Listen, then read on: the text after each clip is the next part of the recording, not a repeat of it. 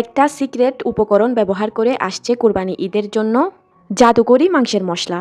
এই জাদুকরি সিক্রেট মশলাটা জানা থাকলে আসছে কুরবানি ঈদে মাংস রান্নায় আপনিই হবেন সেরা রাঁধুনি। হ্যালো এভরিওয়ান, আসসালামু আলাইকুম।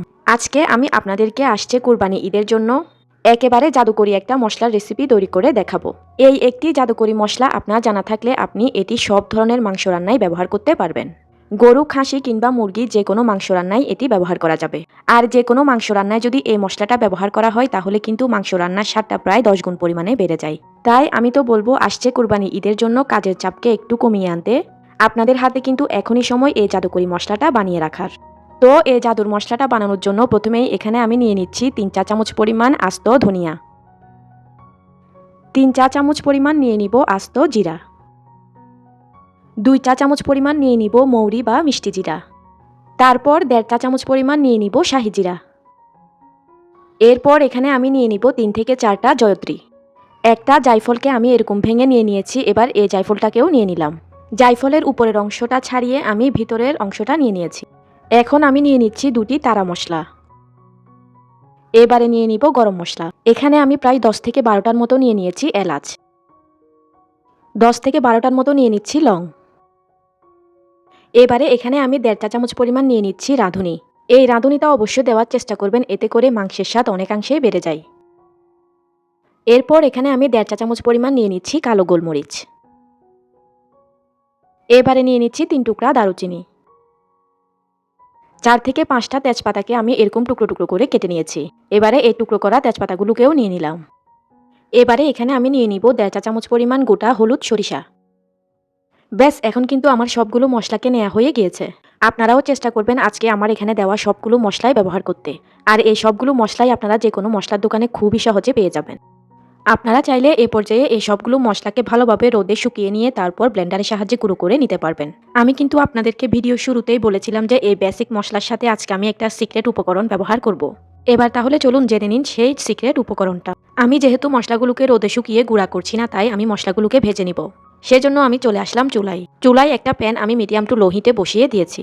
এবার আমি যে আপনাদেরকে বলেছিলাম এই বেসিক মশলার সাথে আমি একটা সিক্রেট উপকরণ ব্যবহার করব, এটি হলো সেই সিক্রেট উপকরণ। তো প্রথমেই এখানে আমি একটা প্যানের মধ্যে 1 মুঠ পরিমাণ আতপ চাল নিয়ে নিলাম। আপনারা এখানে যে কোনো আতপ চাউল নিতে পারবেন, চাইলে চিনি গুঁড়া পোলাও চালও নিতে পারবেন। মশলার পরিমাণ অনুযায়ী আমি শুধুমাত্র 1 মুঠ পরিমাণ আতপ চাল এখানে নিয়ে নিয়েছি। আমি যে পরিমাণ মশলাটা তৈরি করছি সেই পরিমাণের জন্য 1 মুঠ পরিমাণ আতপ চাউল যথেষ্ট। এবারে প্রথমেই আমি এই চাউলটাকে একটু নেড়েচেড়ে ভাজা ভাজা করে নিব। তো চালটাকে যখন কিছুক্ষণ নাড়াচাড়া করতে করতে এরকম একটু ভাজা ভাজা হয়ে আসবে, তখন আমি এখানে বড় ধরনের যে মশলাগুলো রয়েছে সেগুলো আগে দিয়ে দিব। আমি প্রথমে এই শুকনো মরিচটা দিতে ভুলে গিয়েছিলাম, তাই এই পর্যায়ে আমি 4 থেকে 5টা শুকনো মরিচ দিয়ে দিচ্ছি। এবারে এগুলোকে আমি 2-1 মিনিটের মতো একটু নেড়েচেড়ে ভাজা ভাজা করে নিব। তো কিছুক্ষণ নাড়াচাড়া করার পর যখন মশলাগুলো থেকে খুব সুন্দর একটা ফ্লেভার বের হবে, এরপর আমি বাকি সবগুলো মশলাকে এই প্যানের মধ্যে দিয়ে দিব। এই ছোটো মশলাগুলোকে দেওয়ার পর চুলার আঁচটাকে লো হিটে রেখে এই সবগুলো মশলাকে আমি আরও 2 থেকে 3 মিনিট ভেজে নিব।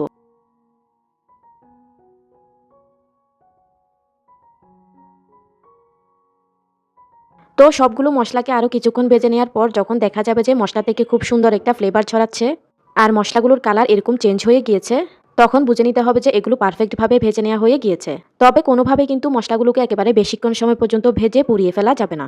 আমার মশলাগুলো ভেজে নেওয়া হয়ে গিয়েছে। এবার আমি এগুলোকে চুলা থেকে নামিয়ে নিয়ে খুব ভালো করে ঠান্ডা করে নিব।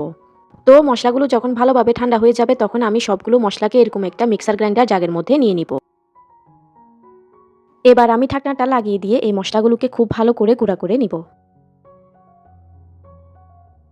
তো দেখতেই পাচ্ছেন এখন কিন্তু আমি মশলাগুলোকে গুঁড়া করে নিয়ে চলে এসেছি। এবার আমি ঢাকনাটা খুলে আপনাদেরকে দেখিয়ে দিচ্ছি যে মশলাটা কতটা পারফেক্টভাবে গুঁড়া করা হয়েছে। মশলাগুলোকে একেবারে এরকম মিহি করে গুঁড়া করে নিতে হবে। এবারে আমি এই গুঁড়ো মশলাগুলোকে একটা চালনিতে নিয়ে খুব ভালো করে চেলে নিব, যেন মশলার মধ্যে কোনো লাম্পস থেকে না যায়।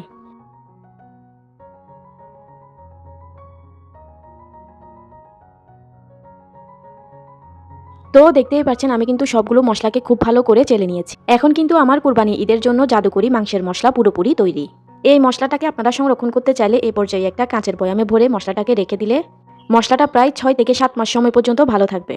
এই ভাজা মশলাটা কিন্তু সহজে নষ্ট হয় না। এই জাদুকরি মশলাটা দিয়ে কিন্তু এখন আপনারা গরুর মাংস রান্না, খাসির মাংস রান্না, তেহারি, বিরিয়ানি সবকিছুই রান্না করতে পারবেন। এই মশলাটা ঘরে থাকলে আর এক্সট্রা করে কোনো মশলা আপনাকে বাজার থেকে কিনতে হবে না। অর্থাৎ এই মশলাটা আপনারা যে কোনো কিছুতেই ব্যবহার করতে পারবেন। জাস্ট অল্প একটু মশলা রান্নায় দিলেই কিন্তু রান্নার টেস্ট অনেকাংশেই বেড়ে যাবে। এই মশলাটা আপনারা যে কোনো মাংস রান্নায় ব্যবহার করলে রান্নার টেস্টটা এতটাই বেশি ভালো হবে যে রান্নার ঘ্রাণেই একেবারে পেট ভরে যাবে। তো ভিউয়ার্স, দেখতে তো পেলেন কত সহজেই কিন্তু তৈরি করে ফেললাম কুরবানি ঈদের জন্য জাদুকরি মাংসের মশলা। এই জাদুকরি মশলাটা আপনার জানা থাকলে আপনিই হবেন মাংস রান্নার একেবারে সেরা রাঁধুনি। তাই আমি তো বলবো আসছে কুরবানি ঈদের জন্য আপনারা আজই মশলাটাকে বানিয়ে সংরক্ষণ করুন। তো ভিউয়ার্স, বরাবরের মতোই আশা করছি আমার আজকের এই সহজ রেসিপিটাও আপনাদের সবার কাছে বেশ ভালো লেগেছে। ভালো লেগে থাকলে কিন্তু ভিডিওতে অবশ্যই একটা লাইক দিয়ে দিবেন। ভিডিওটি অবশ্যই আপনাদের ফ্রেন্ডস অ্যান্ড ফ্যামিলির মাঝে বেশি বেশি শেয়ার করে দিবেন। এতক্ষণ সঙ্গে থাকার জন্য সবাইকে অসংখ্য ধন্যবাদ জানিয়ে আমি তাহলে আজকে এখানেই বিদায় নিয়ে নিচ্ছি। আল্লাহ হাফেজ।